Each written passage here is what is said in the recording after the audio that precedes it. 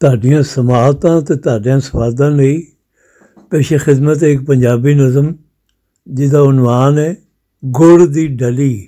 ਜੇ ਮੈਂ ਹੁੰਦਾ ਗੰਨਾ ਤੇ ਹੁੰਦੀ ਮੇਰੀ ਪਸਲੀ, ਫਿਰ ਮੈਂ ਉਹਨੂੰ ਕਹਿ ਸਕਦਾ ਸਾਂ ਉਹ ਵੇ ਮੇਰੀ ਗੁੜ ਦੀ ਡਲੀ, ਉਹ ਵੇ ਮੇਰੀ ਗੁੜ ਦੀ ਡਲੀ।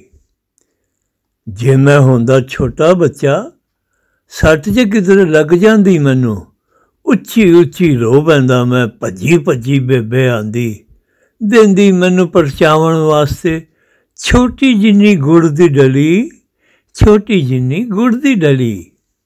ਮੂੰਹ ਵਿੱਚ ਰੱਖ ਕੇ ਚੂਸਦਾ ਉਹਨੂੰ ਮੈਂ, ਹੌਲੀ ਹੌਲੀ ਚਸਕੇ ਲੈ ਕੇ, ਮੂੰਹ ਵਿੱਚ ਕਿਧਰੇ ਮੁੱਕ ਨਾ ਜਾਵੇ ਮੇਰੀ ਸਵਾਦੀ ਗੁੜ ਦੀ ਡਲੀ, ਮੇਰੀ ਮਿੱਠੀ ਗੁੜ ਦੀ ਡਲੀ। ਬਾਹਰ ਨਿਆਣਾ ਚੰਗਾ ਸਾਂ ਮੈਂ, ਵੱਡਾ ਹੋ ਕੇ ਮੈਨੂੰ ਕੀ ਲੱਭਾ। ਵੇਖ ਨਾ ਹੁਣ ਜਦ ਬੱਚਿਆਂ ਵੱਲ ਮੈਂ, ਸੱਟ 'ਚ ਕਿਧਰੇ ਖਾ ਬਹਿੰਦੇ ਨੇ, ਉੱਚੀ ਉੱਚੀ ਰੋ ਪੈਂਦੇ ਨੇ, ਮਾਂ ਉਹਨਾਂ ਦੀ ਭੱਜ ਕੇ ਆਂਦੀ, ਦਿੰਦੀ ਵੇ ਪਰਚਾਵਣ ਲਈ ਹੁਣ ਬਿਸਕੁਟ ਸ਼ਿਸਕੁਟ ਟਾਫੀ ਸ਼ਾਫੀ, ਢਿੱਡ ਮਲੱਪ ਪੁਆ ਬਹਿੰਦੇ ਨੇ। ਅੱਜ ਦੇ ਬੱਚੇ ਖਾ ਕੇ ਖੰਡਾਂ, ਬਾਂਦਰ ਹੱਥ 'ਚੋਂ ਤੀਲੀ ਆਵੇ ਜੰਗਲ ਸਾੜ ਸੁਆਹ ਕਰ ਸੁੱਟੇ, ਖੰਡ ਬਣਾ ਕੇ ਜ਼ਾਲਮਾਂ ਖੋਹ ਲਈ ਮੈਥੋਂ ਮੇਰੀ ਗੁੜ ਦੀ ਡਲੀ।